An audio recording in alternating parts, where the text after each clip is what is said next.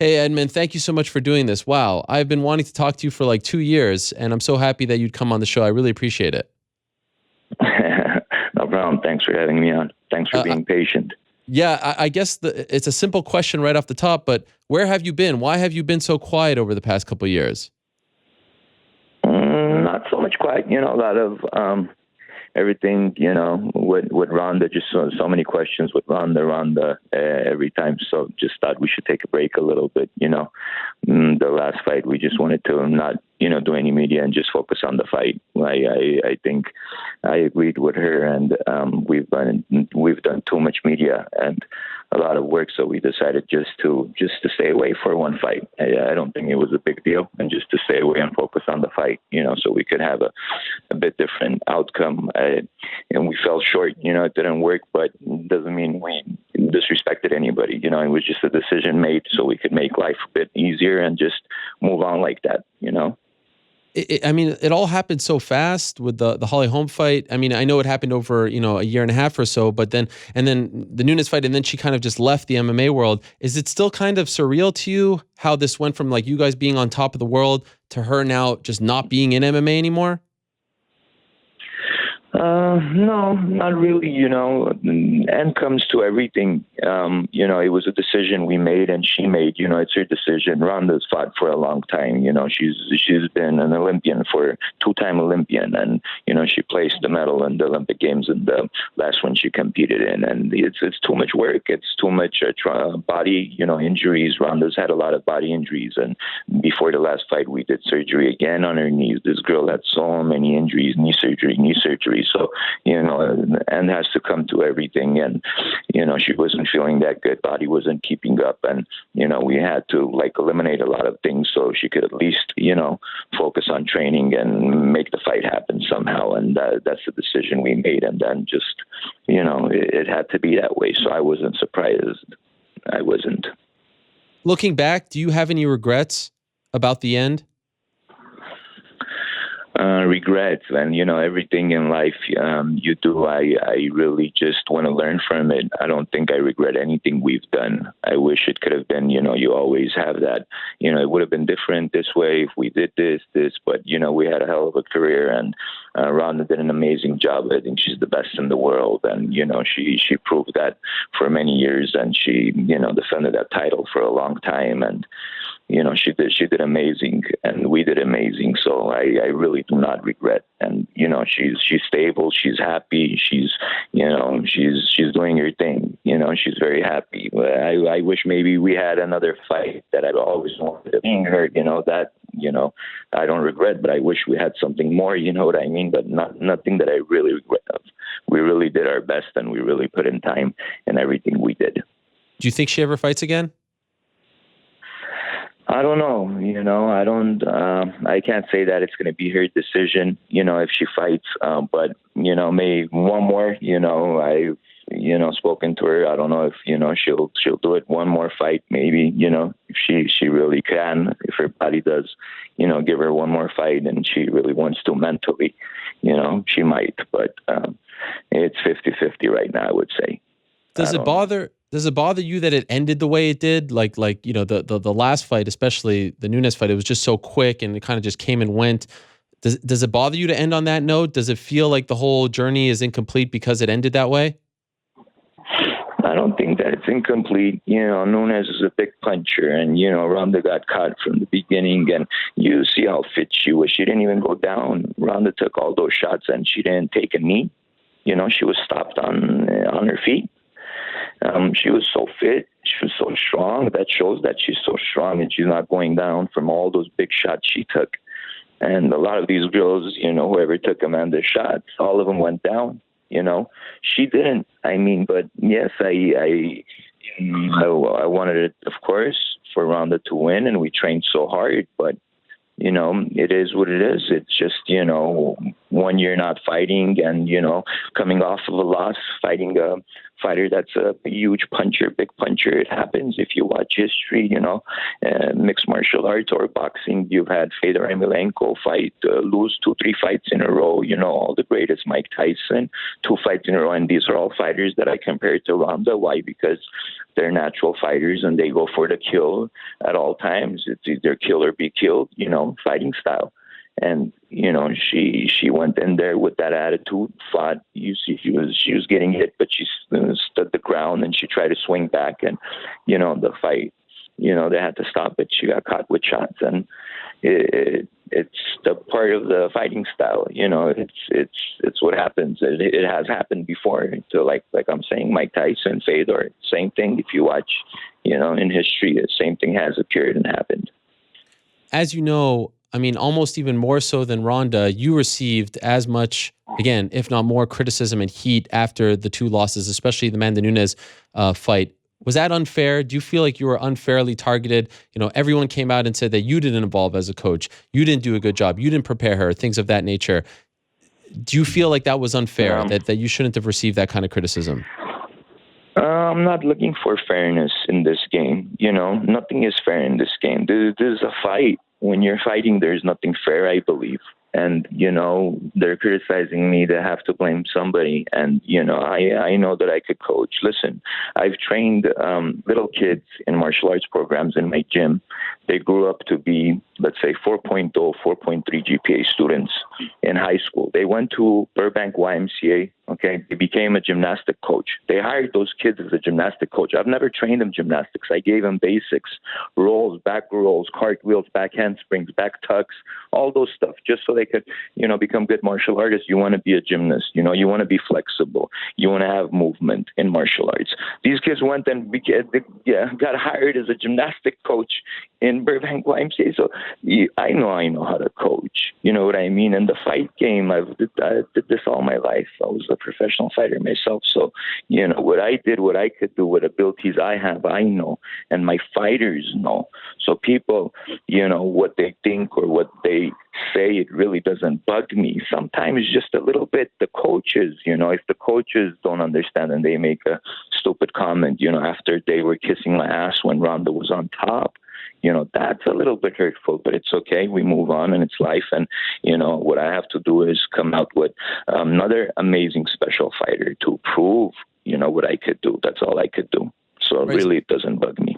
So there was never a point, I mean, you were on top of the world, like I said, and then you kind of went a little quiet after all of this. You didn't feel like you were being attacked. You didn't have any moments where you were... No, it wasn't because of being attacked I went quiet. There's no way people shut me up because I feel threatened or I'm being attacked. I don't care about that. Nor does Ronda. If we want to, talk, we could talk so much and we could prove people wrong so much that I think we've done that.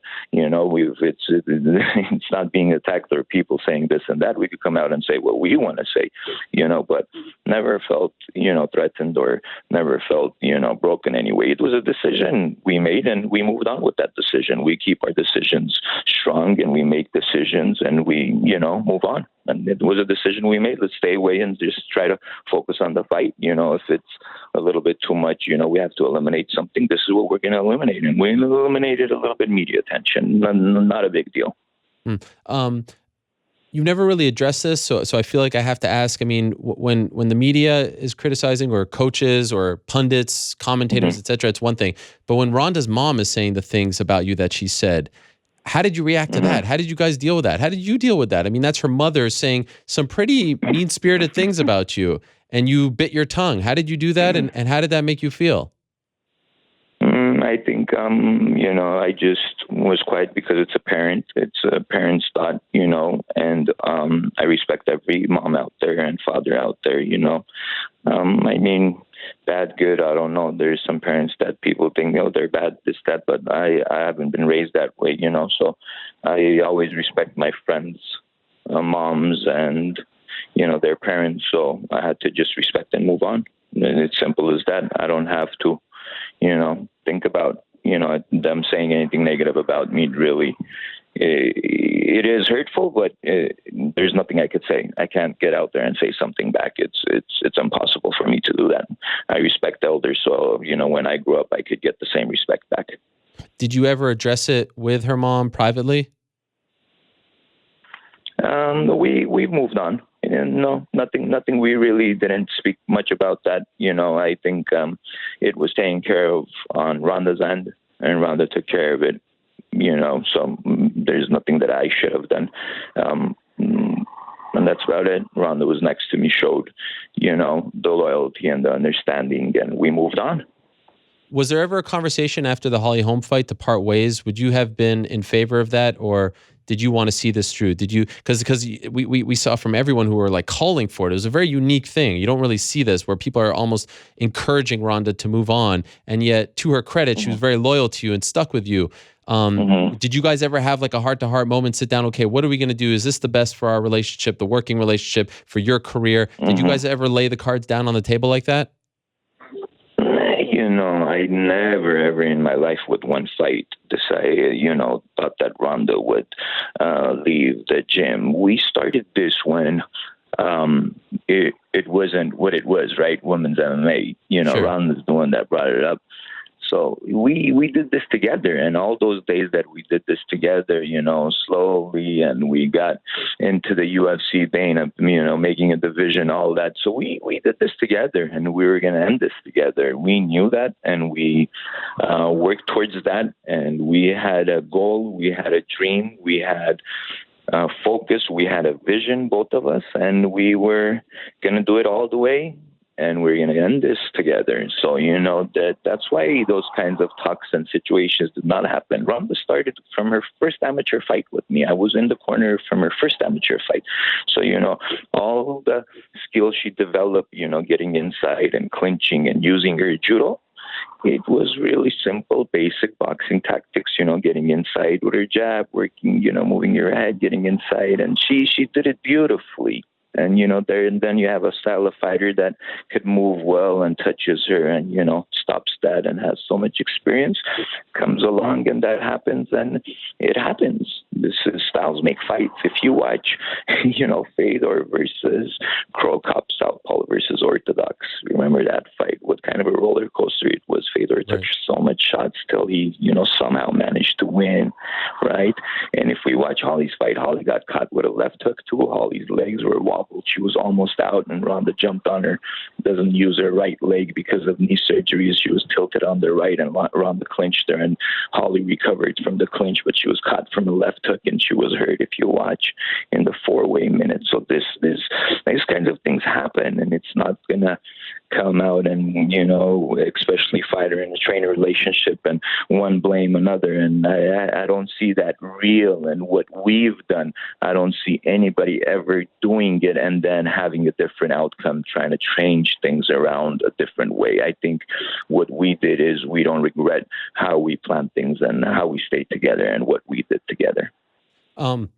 It kind of felt for a minute that when it rained, it poured, because around the time of that last fight, the bankruptcy case came to light. Can you explain that? You've never talked publicly about that as well. You said that you made no income while she was the champion. It was a business decision. It was all the stuff from 2008. I had nothing to do with most of it, so I'm just going to keep it at that. I was advised to do that, and it was a wrong decision. It was cleared up the way it was supposed to. It was just the wrong timing, filing something at a wrong time. There was nothing wrong, nothing fraudulent done, any activities like that, so it was perfectly cleared, and it was cleared way back, I think it's been already a year, so everything is normal. So they had nothing to say about that. Of course, it was a business decision. I was advised incorrectly, then I hired a better lawyer, and everything was taken care of. But, again, media makes it into a big deal, especially your friend.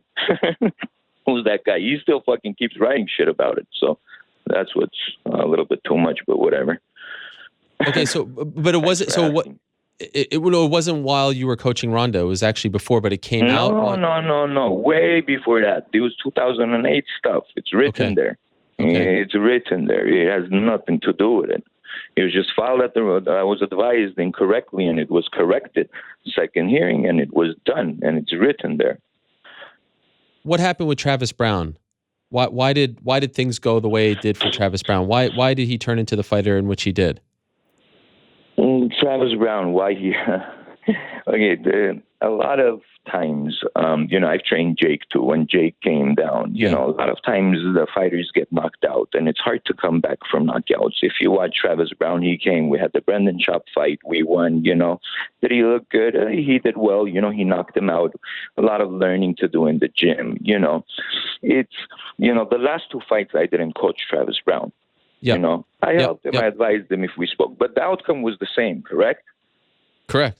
The outcome was the same, correct? So whenever fighters, you come from knockout losses, I'm very powerful when I make statements, when I tell them things to do. I want them to do it. I coach, but I demand. I want them to do it when I coach. I'm hard. I'm strict. I want discipline. I want work ethics. That's what I want to see in my gym. So I give that, and fighters like it. Sometimes they come from losses. It's difficult to pick them up, mentally and physically. And Travis, did well with the Mitrione fight. We had a good fight. We won. Orlovsky, he got caught. So it was back and forth. And then, the Verdun fight was his finger got messed up in the first round. These are the fights I coached him. So, the first round he gets his finger messed up. Think about this. Second round he gets in there and he wins. And I get criticized for talking shit in the corner, saying that get up and fight. I start swearing right in the corner. But guess what? You know what Travis told me? Travis said, Coach, if you did not swear and you did not tell me to get up and beat this, this, that, all that shit, I would stop fighting. So there's a coach, Dwayne Ludwig, and this other guy. I'm going to mention their names so they could shut up and know what I'm talking about, because they don't know shit. Again, they talk too much. From that CSW coach, whatever, CSA, sorry, not CSW, CSA gym, right? Yeah. Kevin Ross and those guys trained there. That guy talking shit, posting my video of me talking to Travis Browne a certain way in the second round, saying that I shouldn't swear and I should give advice. I know how to speak to my fighter, right? Isn't that true? You should know how to speak to your fighter. What do you think? Don't you think I've trained Travis Browne? I don't know how to speak to Travis Browne? You do and I don't? I train that guy every day. I don't know how to encourage him or not encourage him. Give him advice a proper way, with a proper tone, with a proper voice. Listen, I've trained Victor Chinyan, okay, 10-time world champion in boxing. And I spoke calm in the corner every freaking round. Why? Because he's such an aggressive fighter. But if I have to shake the fighter to get up and to do it, to believe in themselves, I have to give him that advice. I have to give him that love. I have to give him that courage. With my voice, with my tone, I have to. You cannot criticize me or post something on your Instagram, on your home school page. That's disrespectful, man. You have a gym, you feed your family too. I have a gym, I feed my family with that gym. Okay? And then Dwayne Ludwig making a funny comment under that, he could teach the clinics. Hey, I have hundreds of you private messaging me saying, Coach, you've done an amazing job with Ronda. Oh my God, amazing, happy faces. What happened to that? And I called him. He apologized. He knows what's up, but I'm saying it in public so they could all know, I know my shit. And shut up. Those are to the coaches out there. But the public doesn't understand that. And they don't, they could watch fights, be fans. That's amazing. We do our job. We love the fans. It's because of them that, people watch and fighters make money. There is no hate. I love all of them. That's why I told you from the beginning, if they don't, if they're upset at me, I do understand. But, somebody has to be blamed for it, right? But we move on. Well, you're only human. I mean, anyone who is being, criticized by peers, right? I mean, these are your fellow coaches, colleagues, if you want to call them that. I would be surprised if you said that it totally didn't bother you at all, right? I mean, when people are... Yeah, the coaches part bothered me, and I called them. Yeah. And I called him. I'm telling you, the other guy's name I don't even know. That's why, he's not up there, so I could know his name. But he had Alexis Davis, and we beat him. Maybe he's burned from there. I've never had a problem with Dwayne either. Never had an issue. It's just that they're commenting, and then I see something posted on Instagram. I'm like, holy shit, you're telling me how to speak to my fighter. Hey, I told my fighter to get up and whip his ass. Second round, Travis beat Verdun. You're talking about the best heavyweight in the world at that time, right? Beating Kane. We beat him in the second round with one hand. How is that? He gets Travis's back when Travis has one hand and he can't submit him. Is that a good fighter? Hmm. If I was the coach, I wouldn't be happy with my fighter. I wouldn't be happy with Verdum. And that's the truth. That's the honest truth. You can't stop the fighter with one hand. And you didn't do much. You won with one, 2-1. Okay, the guy that had one hand. One finger, use his finger, what happened? And what happened with Verdum afterwards? He tried to kick you? Yeah, because I was telling him, don't make those crying faces, and I thought he was saying it to Travis, because I was like, the guy, you have some respect. He fought with one hand, and He's doing all those faces to the crowd and stuff, and I told him, don't fucking do that, have some respect, and he kicked me. It's crazy. And they can't, because they can't accept the truth, you know what I mean? I can, but they can't, because for us, in my culture, when you're not right, you get punished for that. You could get slapped for that, but I don't know how they are. You know, I hope they're like that too. Actually, I have a lot of Thiago Silva, those guys, good friends of mine, Brazilian guys, good people. I don't know what's wrong with him. And I mean, what happened around the same time? And sorry to bring this up, but we haven't heard from you in so long. The California State Athletic Commission revoked your license because they said that you falsified your application. Can you tell us what happened there? Yeah, nothing, man. I wrote the 100th anniversary on, it was the Armenian genocide, so it was the 100th anniversary. I filled that application out, and what was it, February of 2 years ago, it was the 100-year anniversary, so I wrote 100. Instead of writing 10+, I usually write 10+ on the coach's thing, experience. Who checks that? And then background, like again, 7 years ago for resisting arrest, nothing was, on me. With the students were behind the gym, and they put resisting arrest at me because the cops spoke to us unnormally, and I told them, what it was. Never been charged or convicted of anything. And then, so I wrote no on the arrest part, and then they took all that out. Again, it was all just together, and they said that, I lied on our application, which was like, I'm like, are you serious? The commission was even laughing that, holy shit, how do you get charged for that? For writing 100 years instead of 10+. Which trainer out there goes and writes exactly the years of experience they had? Which trainer does remember that? You know what I mean? I don't remember the first time I took out the license. So they suspended me for that, and I paid, and I moved on. And it was just all together. They're just, how it is. They just all ganged up on me. So you wrote 100. Serious, man. You were thinking 100, but you meant to write 10+. Yeah. Oh, okay. It was the 100-year anniversary of Armenian genocide, and I wrote that. Right. And why did the cops come? What was that incident? Why did you resist arrest? It had to do with, it's just between me. It had to do with some, some issues, some fighters in the gym, but it's nothing that I should be talking about. It's nobody's business. So when all this is going on, are you thinking to yourself like, holy smoke, can I just get a break here for a second? Can people, did you ever have a moment like that, or you just kept pushing forward? No, I kept pushing forward. It was like, it is what it is. It's written out there already. It's already the public sees, and it's, there's nothing I could do. I have to just focus on my fights and my fighters. I think it made me stronger. Second time I come around, it'll be, I'll be ready for anything, more prepared.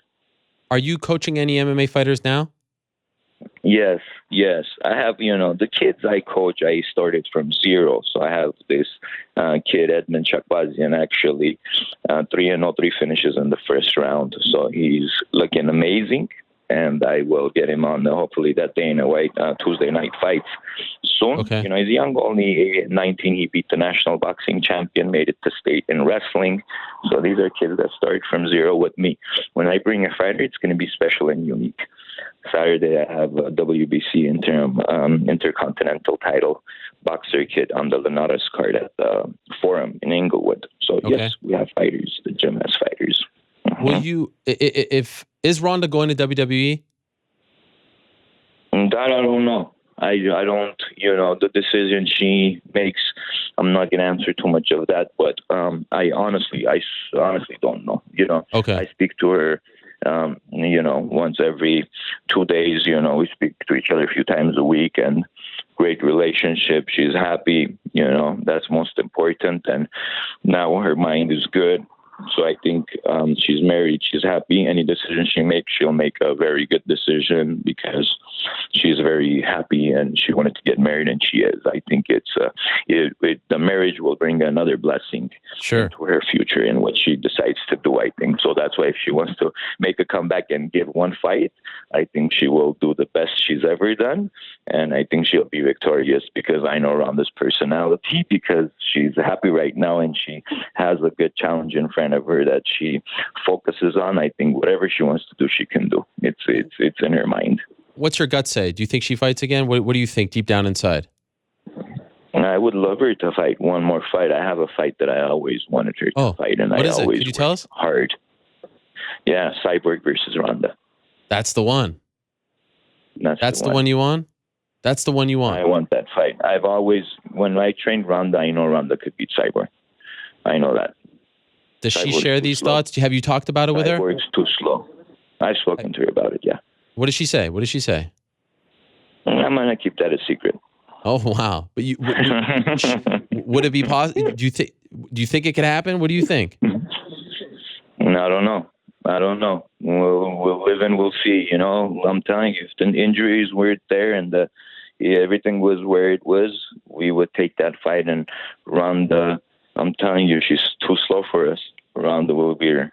And Ronda needs a challenge that she really needs to be like, this person is no good and I need to prove something to the whole world. That's how Ronda works good. And she didn't have that with Holly. She's the one that pushed and, wanted some aggressiveness, before the weigh-ins. But this one, she has it. She says she's cheated before. She's hurt, woman, and she wants to come and beat her. Wow. So more likely it happens than it doesn't? More likely it happens than it doesn't? I don't know. Honestly, now it's not. Before I would say yes. Honestly, I don't know. Honestly, I wish I could say yes, but it's her decision. Edmond, I really appreciate this. Thank you so much for coming on the show. Thank you for speaking about all of this. I was so happy when you wrote me back after all those text messages I sent you. So all the best to you. Keep it up. Keep in touch. Never hard feelings. This is, we feed our families, just like I said. This is, I understand it's besides a sport and art. We all love each other, respect each other because of that purpose. But this is a business in a way, and we all have to make money and a living. And I appreciate everything everybody's done in this sport, especially you as well. Thank you very much, Edmond. We'll talk to you soon. All the best to you. Thank you. Bye-bye. All right, there he is, Edmond Tarverdyan. How about that? Breaks the silence, dropping nuggets left and right.